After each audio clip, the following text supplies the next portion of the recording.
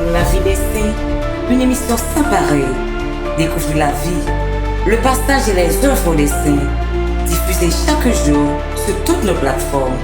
La vie des saints avec l'abbé Parkinson Toussaint. Amis auditeurs, auditrices, téléspectateurs, téléspectatrices de la radio-télévision Nourriture Spirituelle, RTNS, Frère Maxime yo. Jeudi c'est 16 mai 2025. Émission Panoa, rubrique La vie des saints, rubrique la Caïnon. Jeudi l'église Mamano a invité nos faire mémoire un grand saint qui c'est Saint Alexandre, évêque de Jérusalem et martyr. Frère Maxime yo, Saint Alexandre, c'était un homme d'église. Il y a un gros potorique garçon dans l'église là. C'était un monde qui était en pile la foi. Il y a un monde qui était croyant dans mon Dieu. Il y a un monde qui était respecté l'église. Il y a un monde qui était respecté la grandeur de mon Dieu dans la ville. L'église offre nous aujourd'hui à Saint Alexandre dans la foi pour nous imiter après Jésus-Christ.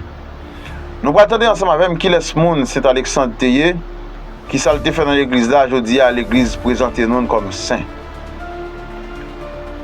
Saint Alexandre, évêque de Jérusalem et martyr. De famille païenne, Alexandre reçoit une formation culturelle soignée en entrant en contact avec divers mouvements religieux et philosophiques de l'époque. Il se convertit au christianisme. Il se marie à Cappadoce avant d'arriver à Alexandrie en Égypte, où est florissante l'école Didascalion, dirigée par Pantène, le Cilicien, puis par Clément d'Alexandrie. Alexandre arrive à Jérusalem en 212 comme coadjuteur de l'évêque auquel il succède ensuite. Alexandre conduit Jérusalem comme un pasteur attentif, surtout aux besoins culturels de ses brebis. Il fonde donc dans la ville sainte une bibliothèque et une école sur le modèle de celle d'Alexandrie.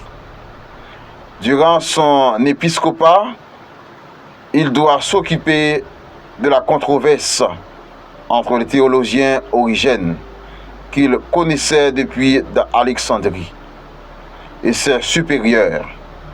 En effet, Origène avait reçu de l'évêque d'Alexandrie la tâche de diriger une école de catéchèse.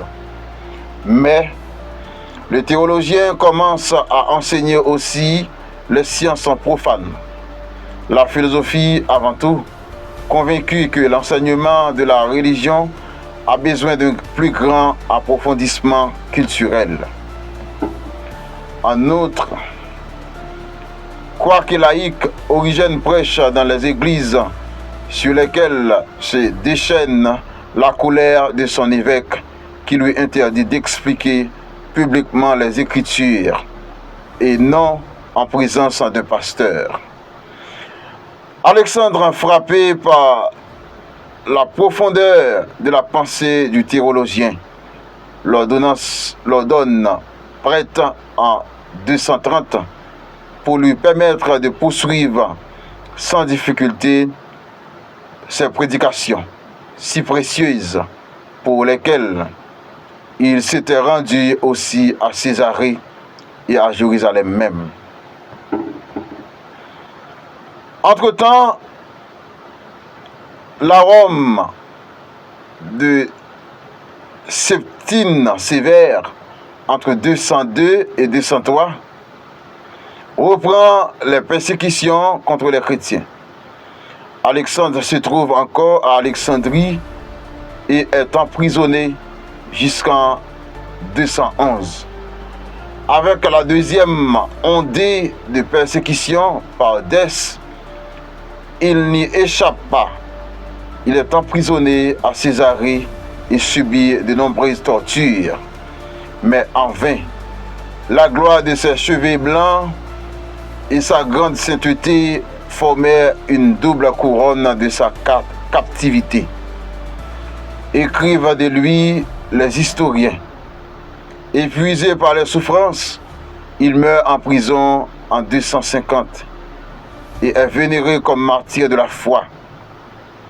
De ses nombreux écrits, il nous reste seulement des fragments de 4 lettres transmis par Eusèbe et Saint Jérôme.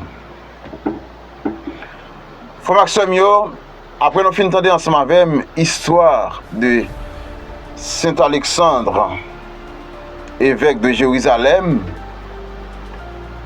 ça doit susciter nous toutes et nous chaque notre travail, bon Dieu, confiez-nous pour nous mettre plus la foi, pour nous mettre plus détermination, pour nous mettre plus force, pour ne pas décourager, pour ne pas peur difficulté, pour ne pas peur problème. Parce qu'il n'y a pas rien de facile dans la vie. Tout le monde qui veut suivre bon Dieu, tout le monde qui veut suivre Jésus-Christ, il faut qu'il accepte pour te croire. C'est l'exemple ça, je dis à Saint-Alexandre, nous-mêmes qui avons une mission dans l'église là, nous-mêmes qui voulons suivre Jésus-Christ, tout bon vrai. Les films montrent nous que le travail n'est pas facile, mais avec la foi dans mon Dieu, nous avons toute bagaille réalisée. Très bien. Jean mon Dieu voulait là. Frère Maxime, on nous demande à Saint-Alexandre pour le prier pour nous, pour le prier pour toute l'église là. Comme ça, un jour, même ensemble avec elle, nous arrivons saint, nous avons fait louange à compliment pour mon Dieu grand maître là.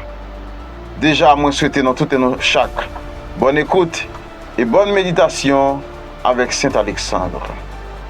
La vie des saints, une émission sans pareil. Découvrir la vie, le partage et les œuvres des saints, diffusés chaque jour sur toutes nos plateformes.